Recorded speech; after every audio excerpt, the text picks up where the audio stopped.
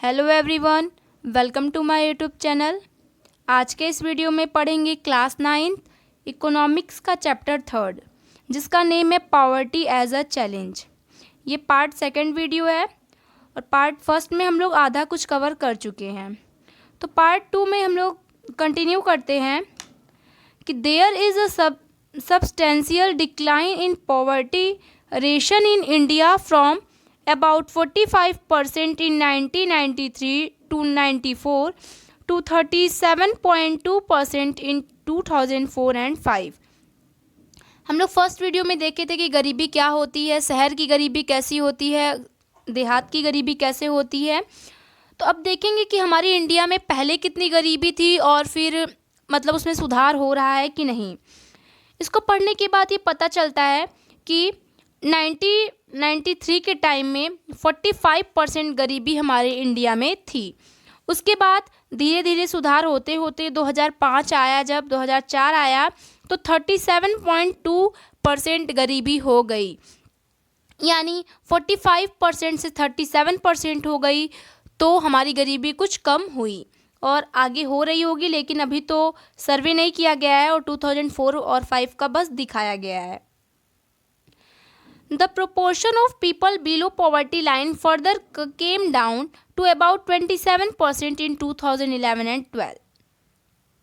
फिर 22% बस इतने लोग बचे जो कि पॉवर्टी लाइन से अभी भी नीचे थे। 2011 और 12 की बात बताई गई है कि 37% लोग गरीब थे, इसका मतलब वो पॉवर्टी लाइन से नीचे थे। और पॉवर्टी लाइन क्या होती है ये हम लोग फर्स्ट पार्ट में पढ़े हैं। तो फिर 2011-12 की जब सर्वे की गई तो उसमें पता चला कि 22% बस लोग ऐसे हैं जो कि पॉवर्टी लाइन से अभी भी नहीं हैं। वल्नरेबल क्या होता है? वल्नरेबल हम लोग फर्स्ट पार्ट में पढ़े थे और इसमें भी मैं बता दूं कि वल्नरेबल वो लोग होते हैं जिसकी चांसेस बहुत ज़्यादा रहती हैं गरीब होने की।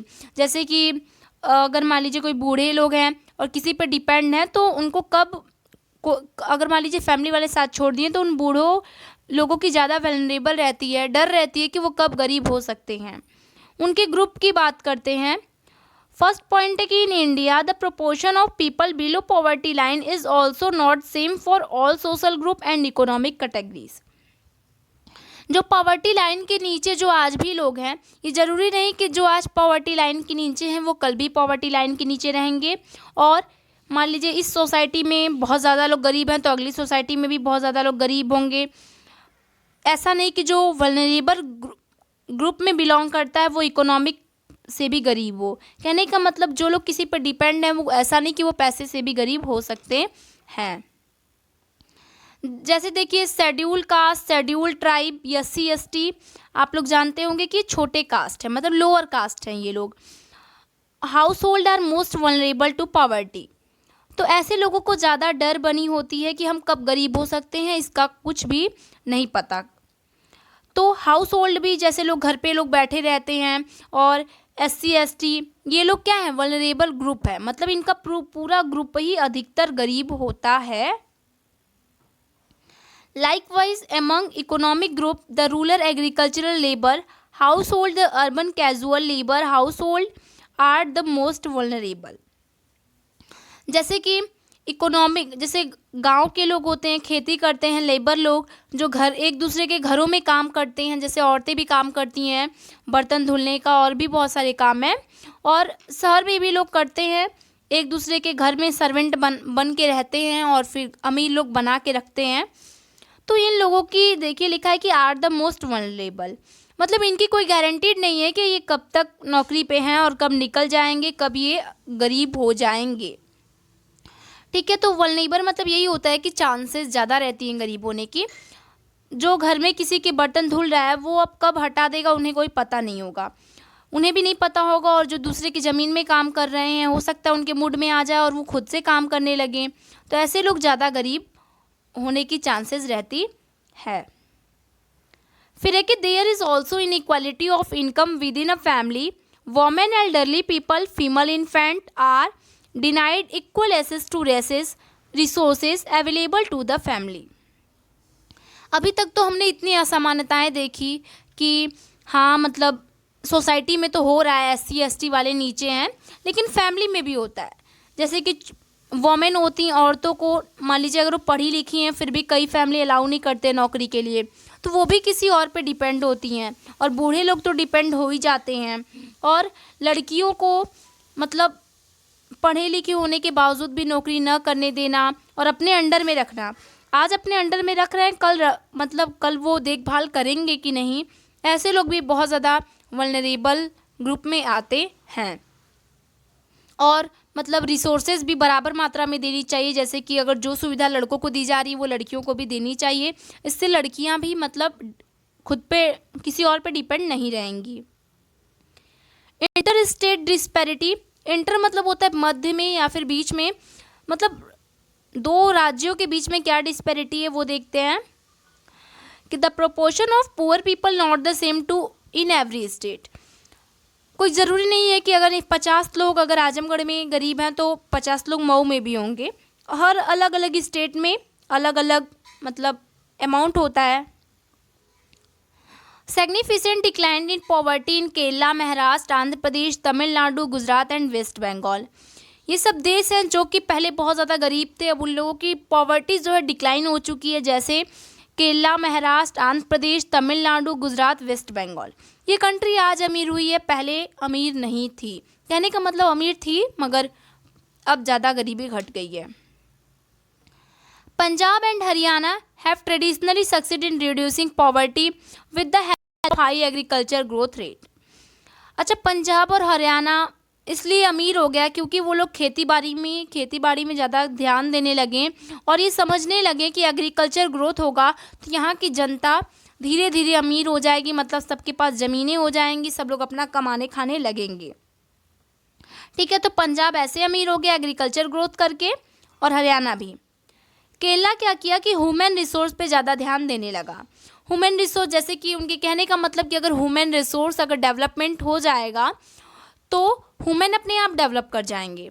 जैसे लोगों को ज़मीन दे देना और फिर थोड़ी छोटी मोटी एम्प्लॉयमेंट दे देना, तो ये सब ह्यूमन रिसोर्सेज का डेवलपमेंट है। केरला इस प्रकार से आगे बढ़ा। वेस्ट बंगाल में क्या हुआ कि land reform major have help in reducing poverty. West Bengal में क्या हुआ कि वेस्ट बंगाल को ऐसा लगा कि अगर हम अमीर लोगों के पास अगर ज़्यादा लैंड है तो हम उनसे कुछ लैंड ले करके गरीब लोगों को दे दें ताकि अमीर भी खुश रहें और गरीब भी खुश रहें। अमीर के पास तो कुछ ज़्यादा ही है, थोड़ा सा दे देंगे तो कुछ हो नहीं जाएगा। इस प्रकार से वो अमीर हो गया, मतलब गरीबी घट गई।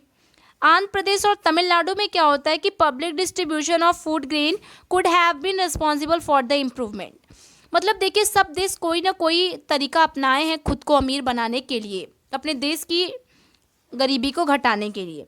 जैसे कि आंध्र प्रदेश और तमिलनाडु क्या किया था कि फूड ग्रेन अनाज बांटना शुरू किया था गरीबों के बीच।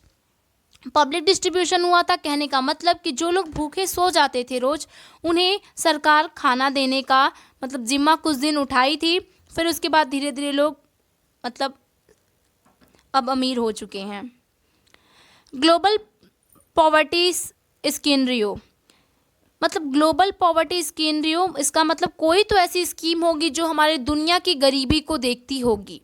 कहने का मतलब कि बहुत सारी ऐसी तमाम कंपनियां बनाई जाती हैं किसी अलग अलग फील्ड में, ताकि कोई किसी और फील्ड में ध्यान दे, कोई किसी और फील्ड में। तो यानी कुछ तो ऐसा बना होगा कि जो हमारे इंडिया के लोग कितने गरीब हैं, कितने कम गरीब हैं, रूस के लोग कितने कम गरीब हैं, USA के, तो ऐसे देखने के लिए कुछ तो ग्लोबल पॉवर्टी स्कीम बनी होगी। तो उस पूरे दुनिया के एक स्कीम के हम बारे में पढ़ते हैं जिसका नेम है वर्ल्ड बैंक। वर्ल्ड बैंक एक ऐसा मतलब स्कीम है, ऐसी कंपनी है जो कि पूरी दुनिया का हिसाब रखती है। इसके बारे में ज़रा देखते हैं कि the proportion of people living under poverty in different countries in defined by the World Bank as living on less than $1.90 per day. देखिए, वर्ल्ड बैंक मतलब मैं बताइए आपको कि ये कंपनी टाइप की स्कीम है। ये पूरे दुनिया की कितने लोग $1.9 मतलब जैसे कि वर्ल्ड बैंक में क्या होता है ना कि वर्ल्ड बैंक अपने हिसाब से मतलब रखता है कि जैसे हम लोग कि इंडिया में ऐसे होता है कि जो 500 रुपये रोज़ नहीं कमाएगा वो गरीब रहेगा। ऐसे हम लोग 500 बोलते हैं। तो वर्ल्ड बैंक में क्या है, ये फिक्स है कि $1.90 अपने भाषा में वो लोग कहते हैं कि $1.90 अगर पर डे एक पर्सन कमा रहा है तो वो पॉवर्टी लाइन से बाहर है। ये वर्ल्ड बैंक के थ्रू एक पॉवर्टी लाइन बनाई गई है, तो ये फिक्स रहेगा $1.90 क्योंकि ये वर्ल्ड बैंक के द्वारा यूज़ किया गया है। In the countries of South Asia, India, Pakistan, Sri Lanka, Nepal, Bangladesh, Bhutan, the decline has been also been rapid, मतलब कि सुधार बहुत तेज़ी से चल रहा है इन सब देशों में। मतलब गरीब तो हैं, कुछ अभी मतलब शेष रह गए हैं, लेकिन अब ये लोग रैपिड मोशन में हैं।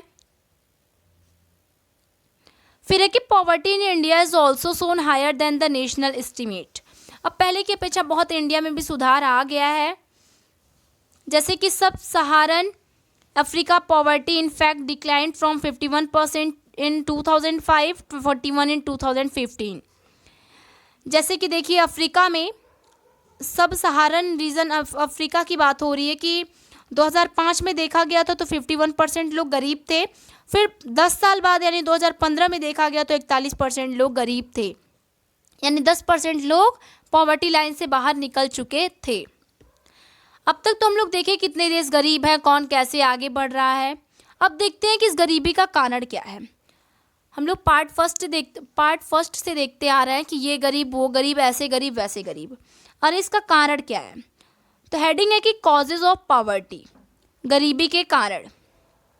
Point first, the policies of the colonial government ruined traditional handicraft and discourage development of industries like textile.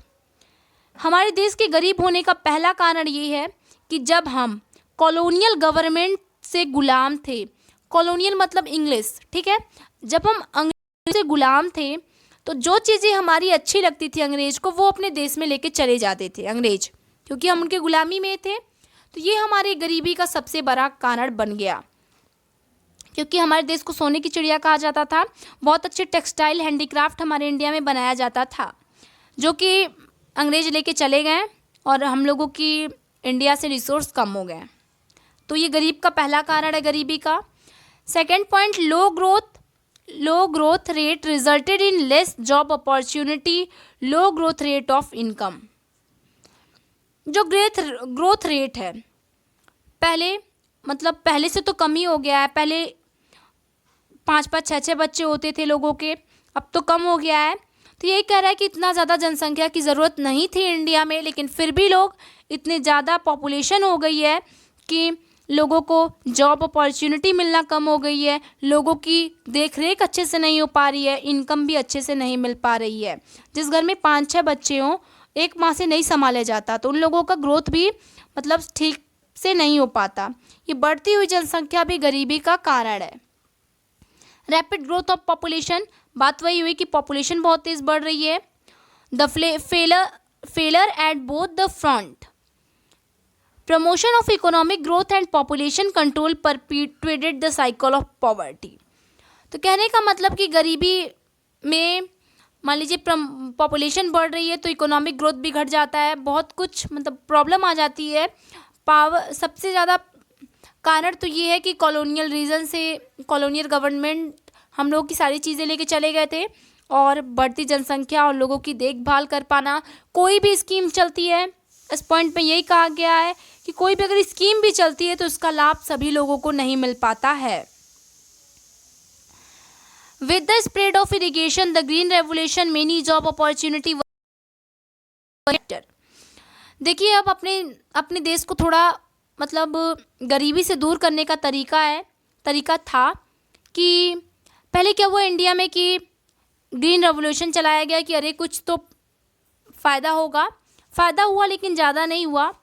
Job opportunity लोग खोजने लगे और सरकार सोची कि सबको जॉब दे दी जाए, हमारा देश गरीबी से हट जाएगा। लेकिन ये अचानक कैसे पॉसिबल है, या फिर सबको नौकरी दे पाना पॉसिबल नहीं हुआ। लेकिन क्या हुआ कि the effect were limited to some part of India. मैं बताई ना कि सबको नौकरी दे पाना मुश्किल हो गया सरकार के लिए, लेकिन कुछ इंडिया के पार्ट में ये लाभ मिला लोगों को। The industry did provide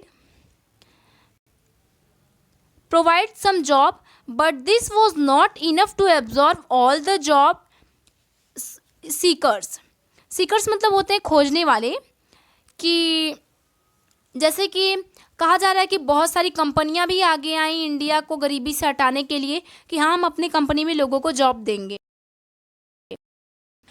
enough नहीं था कि पूरी जनता को किसी भी इंडस्ट्री के द्वारा नौकरी दे दी जाए। खोजने वाले ज़्यादा थे और नौकरी वैकेंसी बहुत कम है भी। Unable to find proper job in cities, many people started working as rickshaw pullers, vendors, construction worker, domestic servant, etc.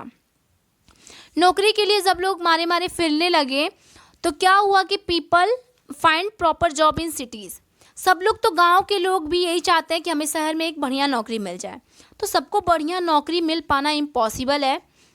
तो क्या हुआ कि बहुत लोग नौकरी के चक्कर में लास्ट में उनका क्या हुआ कि रिक्शा पुलर बन गए, यानी रिक्शा खींचने वाले बन गए, और कोई ठेला खींचता है, कोई रिक्शा खींचता है। डोमेस्टिक सर्वेंट, एक दूसरे के घरों में लोग नौकर बनने तक की स्थिति आ गई है भी। बहुत लोग ये काम करते हैं, अब नहीं मिल पाई है। And poverty rate has been huge income inequality. और गरीबी का ये भी कारण है कि इनइक्वालिटी, कि जो गरीब है हम उन्हें दबा देते हैं, ठीक है। उनके बीच असमानता जो होती है कि भाई ये स्कीम जो चली है वो सब बड़ी जाति वाले लोग लाभ उठाएंगे, तो छोटी जाति वाले कहाँ जाएंगे। तो इस इनइक्वालिटी के कारण भी गरीबी बहुत तेज़ी से बढ़ रही है। जो भी main reason unequal distribution of land and other resources. एक बड़ा कारण ये भी है कि कुछ लोगों के पास बहुत ज़्यादा ज़मीन हो गई है, कुछ लोगों के पास है ही नहीं। इसका भी कुछ उपाय सुलझाना चाहिए सरकार को कि अनइक्वल डिस्ट्रीब्यूशन ऑफ लैंड। बहुत लोगों के पास बहुत ज़्यादा ज़मीन है, बहुत लोगों के पास है ही नहीं, तो इक्वल मिलना चाहिए लोगों को, ताकि सब लोग खुश रहें, सब लोग कमाए खाएं। ये भी गरीबी का कारण है। मेजर पॉलिसीज लैक इम्प्लीमेशन, दस proper implementation of policies could have improved the life of millions of rural poor. देखिए, अगर कोई भी नियम चलाया जाता है सरकार के द्वारा तो उसका इम्प्लीमेशन सही से नहीं हो पाता है। इम्प्लीमेशन मतलब कि लागू होता है कोई भी नियम, लेकिन सबको उसका लाभ मिल पाए ये कठिन होता है, हो नहीं पाता है। लेकिन बहुत सारे मिलियंस ऑफ लोगों को इसका फ़ायदा होता है, लेकिन सबको नहीं मिल पाता है। Other socio cultural and economic factor also are responsible for poverty. ऐसा नहीं कि सिर्फ एक सिंगल पर्सन इसका जिम्मेदार है गरीबी का, सब लोग हैं। सोशियो कल्चर मतलब समाज भी है इसका जिम्मेदार। आगे है कि in order to full social obligation and observe religious ceremonies, people in India including the very people spend a lot of money.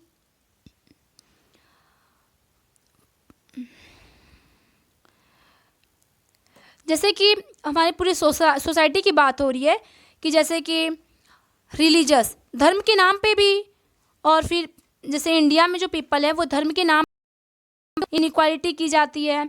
और spend a lot of money, बहुत लोग दिखावे करने के लिए बहुत ज़्यादा पैसा खर्चा कर देते हैं, बहुत गरीब होते हैं। मतलब कई प्रकार के लोग हैं हमारे इंडिया में जिनके पास है भी नहीं और दिखावा करने के भी चक्कर में पड़े हुए हैं, और बहुत लोगों के पास है तो वो दिखाएंगे ही। तो ये सभी गरीबी का कॉज है। Poor people hardly have any saving. They borrow, unable to repay because of poverty. They become victim of indebtedness. देखिए, indebtedness मतलब होता है कि कर्जा ना भर पाना। तो बहुत लोग, अब ये भी सबसे बड़ा कारण है कि जो पुअर पीपल होते हैं वो तो गरीब शुरू से हैं, लेकिन बहुत सारे ऐसे हार्ड वर्क आ जाते हैं जिनकी वजह से उनको लोन तक लेना पड़ता है। बोरो मतलब उधार लेना, तो उन्हें लोन तक उधार लेना पड़ता है, और वो अनेबल टू रीपे मतलब वो जब वो भर नहीं पाते हैं, भरते भरते अनडेप्टनेस मतलब कर्जा में ही मर जाते हैं। बहुत से ऐसे आज भी लोग गरीब हैं कि जो कि लोन लेते हैं, जैसे कि बेटी की शादी करना, ऐसे बहुत बड़े बड़े काम पड़ते हैं कि जो लोग लोन लेके करते हैं और भर नहीं पाते हैं, उनकी डेथ तक हो जाती है। फिर है कि एंटी पॉवर्टी मेजर। अब देखिए भाई, गरीबी हटेगी कैसे, गरीबी क्या है, गरीबी का कारण क्या है, ये सब हम लोग पढ़ चुके हैं। गरीबी हटाने का ये सोचें कि the current anti poverty the government is based broadly on two planks. गरीबी हटाने के दो मतलब तरीके हैं। प्रमोशन ऑफ इकोनॉमिक ग्रोथ, मतलब कि सबको नौकरी दे दी जाए, सबको शिक्षा मिले, इससे भी गरीबी हट सकती है। और टारगेटेड एंटी पॉवर्टी प्रोग्राम, कि अगर गरीबी हटाना है तो सब नियम एक ही साथ न लागू कर दिया जाए, इसे एक टारगेट बनाया जाए कि इस गांव में पहले जॉब मिलेगी, फिर अगले गांव में, ऐसे होता तो सबको इसका लाभ मिल पाता। लेकिन एक बार लागू होने से पूरे इंडिया में ये बात सबको पता चल जाए कि ये नियम लागू हुआ है, ये भी इम्पॉसिबल है। Mahatma Gandhi national rural employment guarantee act 2005 में ये एक्ट चला था महात्मा गांधी के नाम से। इसको मनरेगा भी कहा जाता है। ये 10th में भी है कि MGNREGA मतलब मनरेगा। ये एक एक्ट था, नियम था कि aim to provide 100 days wage employment to every household to ensure livelihood security in rural areas. मतलब इसमें यह किया गया था कि एक पर्सन को 100 दिन के लिए नौकरी मिल रही थी। सबको रोज अब हमेशा के लिए नौकरी दे पाना तो पॉसिबल नहीं था, तो सबको 100 दिन के लिए नौकरी मिल रही थी। ऐसा क्यों हो रहा था? इस स्कीम की बात हो रही है कि also aimed at sustainable development of address the cause of drought, deforestation, soil erosion. इसमें 100 दिन के लिए नौकरी इसलिए मिल रही थी कि मान लीजिए डिफॉरेस्टेशन हो गया, सूखा पड़ गया, लोगों की फसल अच्छी ना हुई तो लोग भूखे ना रहें। इसलिए मनरेगा स्कीम में लोगों को 100 दिन की नौकरी दी जा रही थी ताकि वो 100 दिन कमा के अपना रख सकें आने वाले बुरे समय के लिए। 1/3 of the propose jobs have been reserve for women. सबसे अच्छी बात मनरेगा की तो ये थी कि औरतें बहुत ज़्यादा वल्नरेबल ग्रुप में आती हैं कि उन्हें कब क्या हो सकता है, कब डाइवर्स तक हो सकता है, तो इस खाने से वो ना पीड़ित हो, ऐसा ना हो कि उन्हें खाना ना मिले। इसलिए 1/3 सीट वनली मनरेगा में वनली औरतों को दी गई थी। मतलब 1/3 वोमेन मनरेगा में 100 दिन वर्क कर सकती हैं। योजना के बारे में पढ़ते हैं। दूसरी योजना क्या चली थी कि प्राइम मिनिस्टर रोजगार योजना। ये 1993 में चली थी। रोजगार योजना का रोजगार से ही पता चल रहा है कि इसमें एम्प्लॉयमेंट दी जा रही है। लेकिन पढ़ते हैं कि इस स्कीम का क्या एम था। Self employment opportunity for educated unemployed youth in rural areas and small towns. सरकार गांव के छोटे छोटे उन व्यक्तियों को खोज रही थी जो कि पढ़ लिख के आज भी घर पे बिना नौकरी के बैठे हुए थे। ये योजना 1993 में चली थी और उस समय ये हुआ था कि जितने भी लोग पढ़ लिख के बिना नौकरी के बैठे हैं उन्हें नौकरी दी जाए। They are help in setting up small business and industries. Small business और इंडस्ट्रीज भी बैठाने में ये स्कीम हेल्प की थी। सबसे बड़ा ये है जो लोग पढ़ लिख के घर बैठे थे उन्हें नौकरी दी गई थी। फिर एक योजना चलती है जिसका नाम रहता है rural employment generation program, REGP। ये एक प्रोग्राम का नेम है, इसकी मीनिंग के चक्कर में मत पड़िएगा। ये 1995 में मतलब बनाया गया था, 1995 में। इसमें क्या हुआ था कि self employment opportunity in rural areas and small towns, मतलब कि सरकार की हेल्प से सबको छोटी मोटी नौकरी दी जा रही थी, चाहे वो कोई भी नौकरी हो। लोगों को नौकरी तक पहुंचाना ये सरकार का प्रयास था इस स्कीम में। A target for creating 25 lakh new job has been set for the program under the 10th 5-year plan। जब 10th 5-year plan बना था, ये उसी टाइम की बात है कि इस योजना में ये कहा गया था कि 25 लाख, यहाँ लिखा हुआ है कि 25 लाख लोगों को नौकरी दी जाएगी। ऐसा वादा इस नौकरी किया गया था। फिर एक नई योजना चलती है जिसका नाम रहता है कि स्वर्णा जयंती ग्राम स्वरोजगार योजना। इस योजना में क्या हुआ था, ये योजना 1999 में चली हुई थी। इसका एम था कि bringing the existed poor people above the poverty line by organisation them into self help group through a mix of bank credit government subsidy.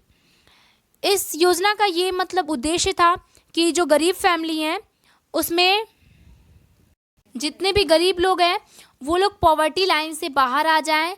वो इस योजना का मतलब चाहत थी कि सभी लोग पॉवर्टी लाइन से बाहर आ जाएं। पॉवर्टी लाइन एक फिक्स की गई होगी कि हाँ इतने पैसे महीने में कमा लीजिए, काम हो जाएगा। तो उतने पैसे कमा पाने का मतलब तरीका बता रही थी ये। फिर है कि प्रधानमंत्री ग्रामोदय योजना, इस योजना में क्या हुआ था? ये 2000 में लॉन्च की गई थी।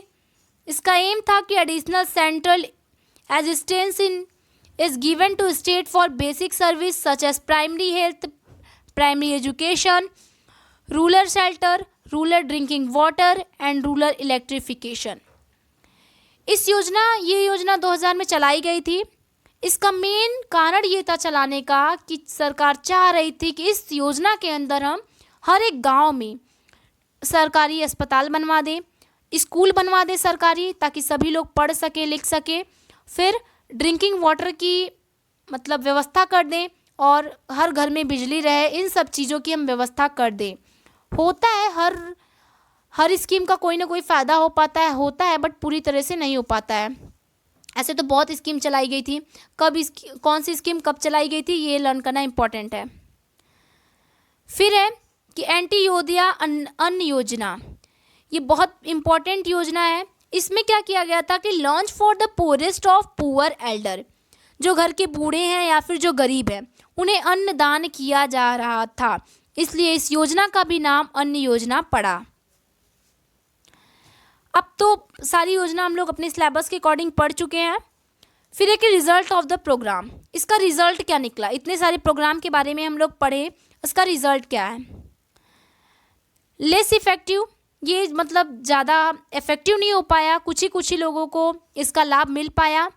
ओवरलैपिंग ऑफ स्कीम, ये हो जाता है ना कि बहुत ज़्यादा स्कीम चलने लगती है।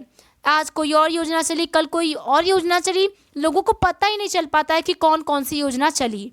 ऐसा नहीं करना चाहिए, एक योजना में सबका भला हो जाए, ऐसा काम करना चाहिए।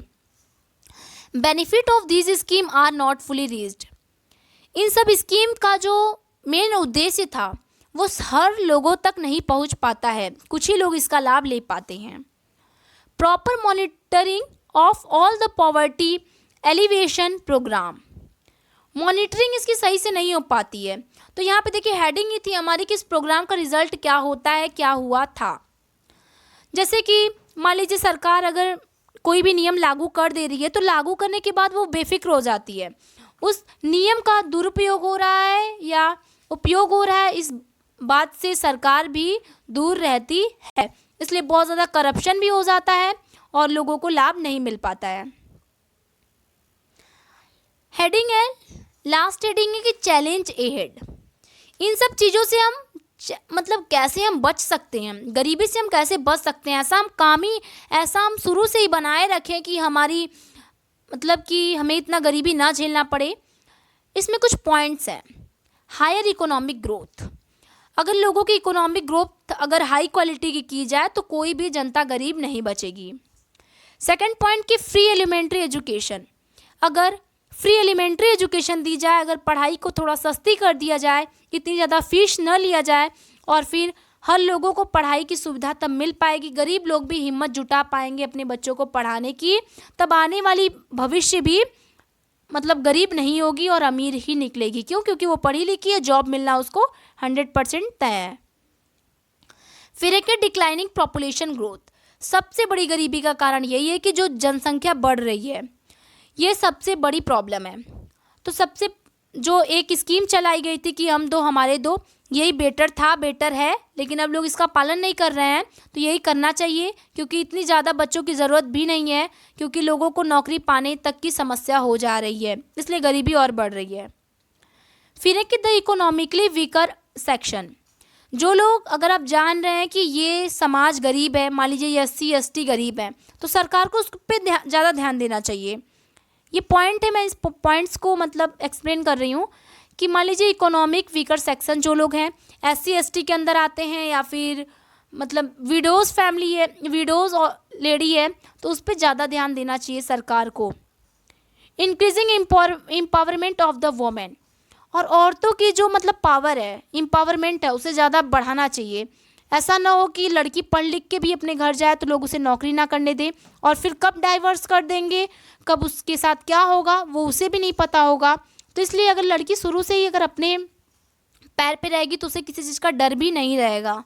तो अगर ऐसी चीज़ें की जाती हैं तो गरीबी ख़त्म होने की चांसेस मिल जाएंगी। ये चैप्टर होता है यहीं पे ख़त्म। ये पूरा चैप्टर 2 पार्ट में ख़त्म हो गया। तो अब मिलते हैं किसी और वीडियो में। Thank you all.